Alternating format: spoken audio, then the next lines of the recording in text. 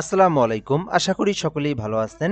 সুপ্রিয় চাকরি প্রত্যাশী ভাই বোনেরা, ১৯তম শিক্ষক নিবন্ধন সার্কুলার কবে প্রকাশ করা হবে? এটা নিয়ে কিন্তু অনেক কৌতূহল। আপনারা কিন্তু এই বিষয়টা জানতে চাচ্ছেন, অনেকেই কমেন্ট করে থাকেন। তো আজকের ভিডিওতে এই বিষয় সম্পর্কে সম্পূর্ণ আপডেট ইনফরমেশনটা আপনাদেরকে জানিয়ে দেওয়ার চেষ্টা করব। একেবারে রিসেন্টলি যে নিউজটা এটা আপনাদেরকে জানিয়ে দেব আজকের এই ভিডিওটার মাধ্যমে।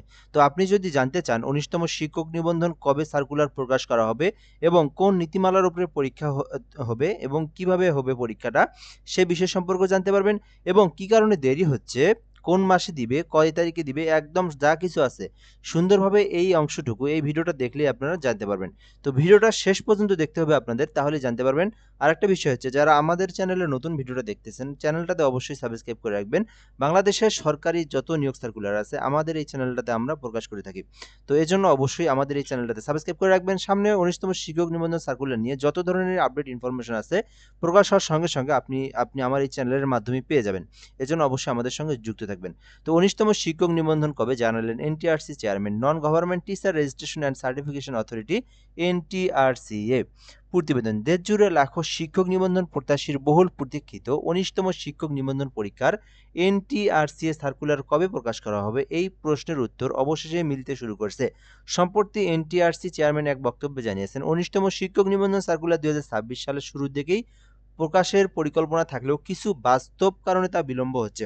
তো আপনারা এই যে ১৯তম শিক্ষক নিবন্ধন সার্কুলার, এটা কিন্তু ২০২৫ সালে July, August, September, October, November, December প্রায় কিন্তু ৩ মাস, ৪ মাস, ৫ মাস থেকে হওয়ার কথা ছিল, কিন্তু এই সার্কুলারটা কিন্তু প্রকাশ করা হয়নি। এর মধ্যে কিন্তু প্রাইমারি প্রধান শিক্ষক হয়েছে, সহকারী শিক্ষক হয়েছে, সহকারী শিক্ষকের কিন্তু অলরেডি পরীক্ষাও হয়েছে, সকল কিছু হয়েছে, কিন্তু ১৯তম শিক্ষক নিবন্ধনটাই শুধু বিলম্বিত হচ্ছে। কি কারণে বিলম্বিত হচ্ছে সেটাও কিন্তু জানিয়েছেন এনটিআরসিএ।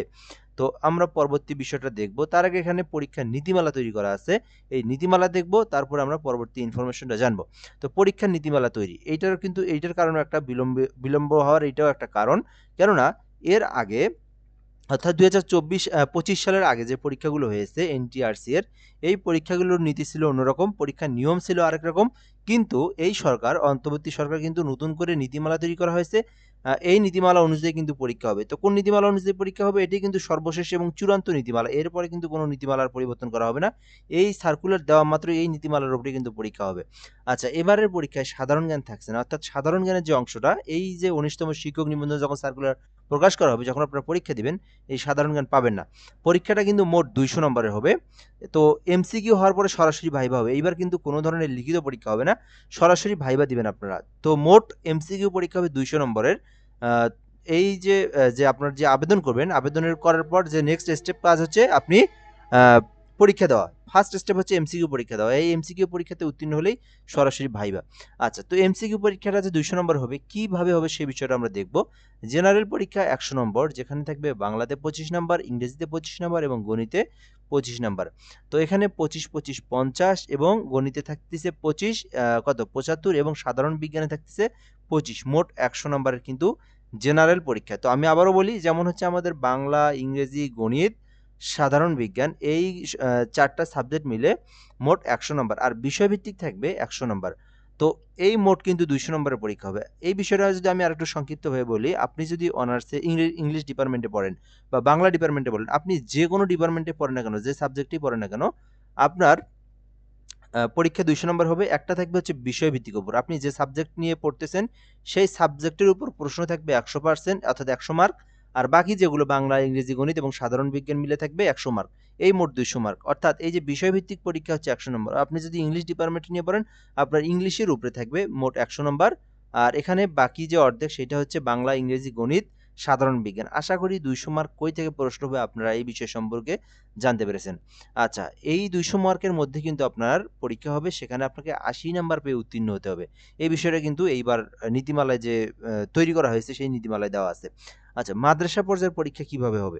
যারা হচ্ছে আলিয়া মাদ্রাসাতে পড়েন, তাদের পরীক্ষাটা কোন নীতিমালাতে হবে এটাও কিন্তু আপনারা অনেকেই জানতে চাচ্ছেন। কেননা আলিয়া মাদ্রাসাতে কিন্তু এই সংখ্যাটা অনেক বেশি ১৯তম অর্থাৎ এনটিআরসির আবেদনগুলোতে।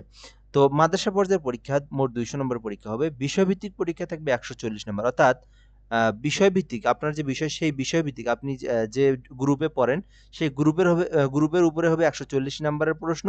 আর সাধারণ পরীক্ষা সেগুলো থাকবে বাংলাতে 15, ইংরেজিতে 15, সাধারণ জ্ঞানে 15, আর হচ্ছে গণিত এবং সাধারণ বিজ্ঞান মিলে থাকবে মোট হচ্ছে 15 নাম্বার।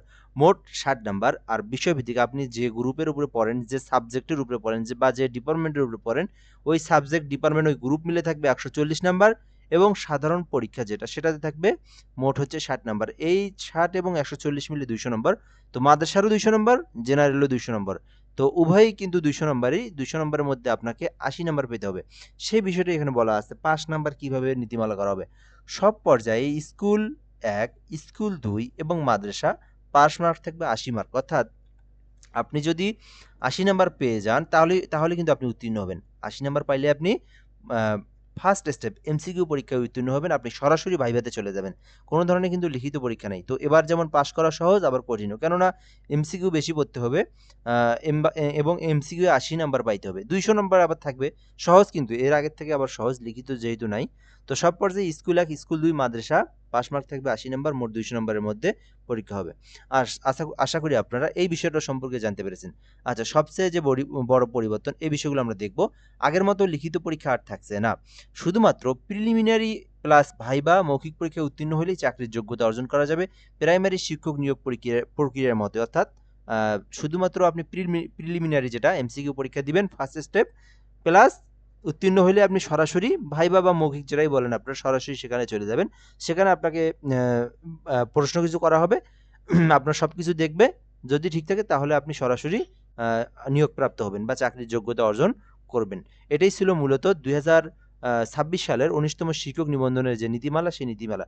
যদিও এই নীতিমালা 2025 সালে প্রকাশ করা হয়েছে, কিন্তু এটাই কিন্তু চূড়ান্ত নীতিমালা। আশা করি আপনারা নীতিমালা সম্পর্কেও জানতে পেরেছেন বা বুঝতে পেরেছেন। আচ্ছা, এরপর আমরা দেখব এনটিআরসি চেয়ারম্যান আরও জানান, প্রাথমিকভাবে জানুয়ারি 2026 মাসেই বিজ্ঞপ্তি প্রকাশের চিন্তা থাকলেও বর্তমান প্রেক্ষাপটে তা সম্ভব হয়নি। জাতীয় নির্বাচন পরবর্তী সময়েই 19তম শিক্ষক নিবন্ধন সার্কুলারের প্রকাশের প্রবল সম্ভাবনা রয়েছে বলে তিনি আশাবাদ ব্যক্ত করেন।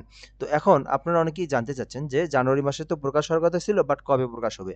তো দেখেন, এটা কিন্তু আপনার 19তম শিক্ষক নিবন্ধন জাতীয় নির্বাচনের আগে সম্ভব না।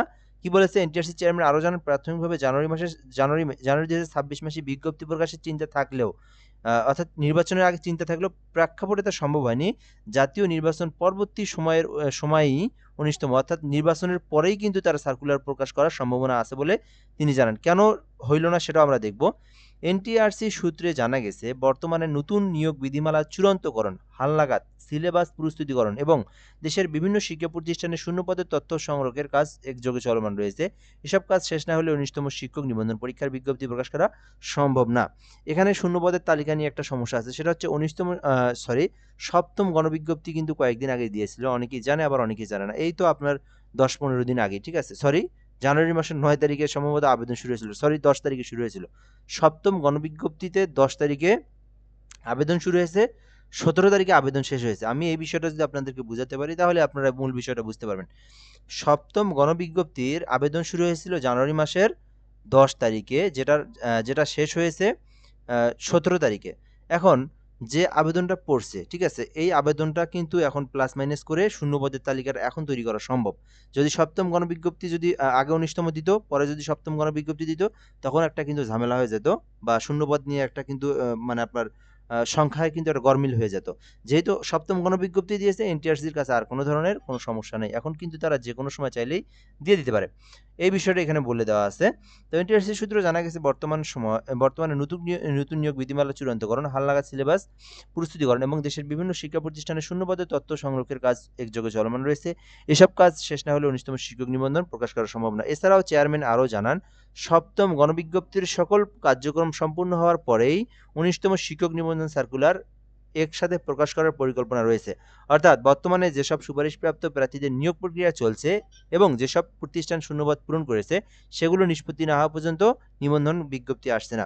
আচ্ছা, এই বিষয়টা আপনাদেরকে আমি দেখাই, এটা কি হয়েছে কি হয়নি। এটা কিন্তু অলরেডি হয়েছে। যেটা কোনটা হয়েছে, 7ম গণবিজ্ঞপ্তি প্রকাশ করা হয়েছে, আবেদনও শেষ হয়েছে, ঠিক আছে। তার মানে এনটিআরসির কাছে যে শূন্যপদের তালিকা সেটা কিন্তু এখন রয়েছে। অর্থাৎ আগের শূন্যপদের তালিকা, 7ম গণবিজ্ঞপ্তির পরের যে শূন্যপদের তালিকা, এটা কিন্তু এনটিআরসির হাতে এসেছে।